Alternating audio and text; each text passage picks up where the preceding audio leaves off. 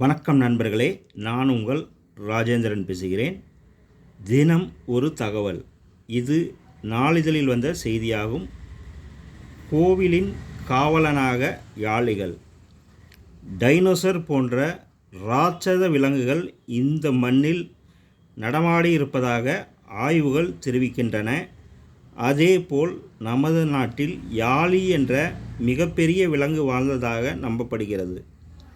கோவில்களில் காணப்படும் யாளி என்ற உயிரின சிலை இதற்கு ஆதாரமாக உள்ளது.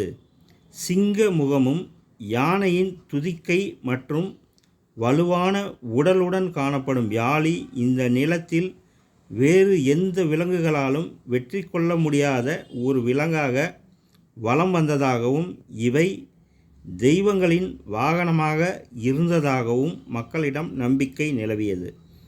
இதன் காரணமாகவே இந்த விலங்கு முற்கால அரசர்களால் போற்றப்பட்டு கோவில்களில் அவற்றுக்கு மிகப்பெரிய சிலைகள் அமைக்கப்பட்டன.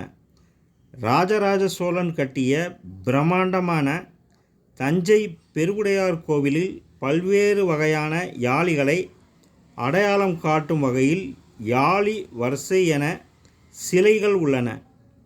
மதுரை மீனாட்சி அம்மன் கோவில் உட்பட பெருங்கோவில்களில் பெரிய அளவிலான யாளி சிலைகள் காணப்படுகின்றன. இந்த யாளி சிலையின் முழங்களுக்கு கீழேதான் யானை சிலைகள் அமைக்கப்பட்டுள்ளன. யானையை விட பல மடங்கு பெரிய அளவில் உருவம் கொண்டவையாக யாளிகள் இருந்ததாக கதைகள் கூறுகின்றன. பொதுவாக இந்த யாளி என்ற ராட்சத உயிரினங்கள் என்பவை பண்டைய தமிழர் நாகரிகமான கடலில் மூழ்கிய லெமுரிய நாகரிகத்தில் வாழ்ந்த மிருகங்கள் என்று நம்பப்படுகிறது. சிம்ம யாளி, மகர யாளி, யானை யாளி என்று இருந்ததாக கூறப்படுகிறது. இந்த யாளிகள் கோவில்களை பாதுகாப்பதாக பக்தர்கள் நம்புகிறார்கள். இதன் காரணமாக யாளி சிலைகளை வீடுகளிலும் வைக்கும் பழக்கம் இன்றும் உள்ளது.